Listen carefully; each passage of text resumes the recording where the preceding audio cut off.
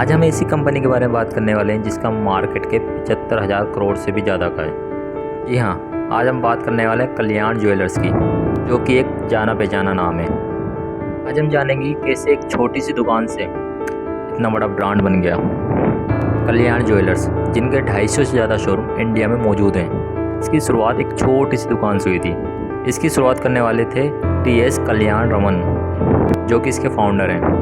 कल्याण रमन, जिनके पिता भी एक बिजनेसमैन थे और वो एक छोटी उम्र से ही उनके साथ बिजनेस में हाथ बटाने लगे थे। कल्याण रमन 12 साल की उम्र से ही अपने पिता के साथ दुकान और कारखाने में हाथ बटाने में लग गए थे। इसके बाद वो बिजनेस का हिसाब किताब भी देखने लगे। उनका रुझान बिजनेस की ओर बढ़ता जा रहा था और उन्होंने ये सब करते हुए अपनी पढ़ाई भी जारी रखी। अपनी ग्रेजुएशन कंप्लीट करने के बाद कल्याण रमन जब बिजनेस करना चाह रहे थे तो उनके पिता चाहते थे कि वो उनके कारोबार जो कि कपड़ों का था उसे ही संभाले, लेकिन कल्याण रमन का फोकस कहीं और था। वो किसी और चीज़ का बिजनेस करना चाहते थे। इसलिए कल्याण रमन ने सोने के गहने के व्यापार को समझा और उन्हें इसमें ज़्यादा स्कोप नज़र आने लगा। एक इसकी दूसरी वजह भी थी, क्योंकि उनके पिता के शोरूम के पास कई ज्वेलर्स की दुकान थी, तो उनका ध्यान न चाहते हुए भी इस पर जाता रहता था। उन्होंने गोल्ड के व्यापार में कुछ कमी को देखा और मौके का फ़ायदा उठाते हुए गोल्ड का व्यापार करने का फैसला किया। शुरू होता है कल्याण ज्वेलर्स का सफ़र। अब उन्होंने पूरी प्लानिंग कर ली थी। सबसे बड़ी दिक्कत जो आई वो थी पैसों की, क्योंकि उस वक्त उनके पास इतने पैसे नहीं थे कि वो एक शोरूम खोल सकें। उनके पास सिर्फ 25 लाख रुपए थे, जो कि उन्होंने अपने पिता के व्यापार में साथ देकर कमाए थे। अपनी इस ज़रूरत को पूरा करने के लिए उन्होंने बैंक से 50 लाख रुपये का लोन लिया। उसके बाद उन्होंने 75 लाख रुपये में अपना पहला शोरूम खोला त्रिशूर शहर में। शोरूम का नाम अपने नाम पर रखा, कल्याण ज्वेलर्स।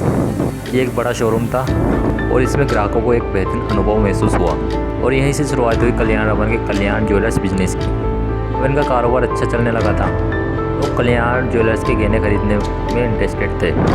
ये देखकर कल्याण रमन ने सोचा कि एक और शोरूम खोला जाए। उन्होंने अपना दूसरा शोरूम पलक्कड़ शहर में खोला, लेकिन वहाँ पर ग्राहकी इतनी नहीं हो पा रही थी। शोरूम अच्छे से नहीं चल रहा था। कल्याण रमन समझ नहीं पा रहे थे कि उन्हें क्या करना चाहिए। इसके बाद उन्होंने अपने बेटे को कनक्कड़ भेजा। उनके बेटे ने वहाँ कुछ समय बिताया, कस्टमर्स का सर्वे किया। उसके बाद उन्होंने कई चेंजेस किए अपने वहाँ के शोरूम में। उसके बाद वहाँ भी कंपनी की सेल बढ़ने लगी और लोगों का भरोसा कल्याण ज्वेलर्स पर बढ़ने लगा। इस बात से सबक लेते हुए कल्याण ज्वेलर्स ने फैसला किया कि वो जहाँ भी अपना नया शोरूम खोलेंगे उससे पहले वहाँ पर अच्छी तरह रिसर्च करवाएंगे और कस्टमर सर्वे करवाने के बाद ही शोरूम खोलेंगे। इसके बाद वो शोरूम खोलने से पहले रिसर्च करने वाली टीम और ज्वेलरी डिज़ाइन करने वाली टीम को वहाँ पहले भेजते थे। वहाँ के लोगों के अकॉर्डिंग डिज़ाइन तैयार करवाते थे। स्टाफ भी ऐसे रखे जाते थे जिन्हें वहाँ की पूरी तरीके से नॉलेज हो। कंपनी अपनी शुरुआत के 10 साल तक केरल पे ही फोकस करती रही। इसके बाद 2004 के बाद कंपनी ने दूसरे राज्यों में फोकस करना शुरू किया। इसके बाद केरल के बाद तमिलनाडु में अपना पहला शोरूम खोला। देखते देखते कई और राज्यों में भी कल्याण ज्वेलर्स ने अपने शोरूम खोले। अभी तक कंपनी दक्षिण भारत पर ही फोकस कर रही थी। उसके जो भी शोरूम थे वो सभी दक्षिण भारत में स्थित थे। 2013 के बाद कंपनी ने महाराष्ट्र और अरब के देशों में भी अपने शोरूम खोल लिए थे।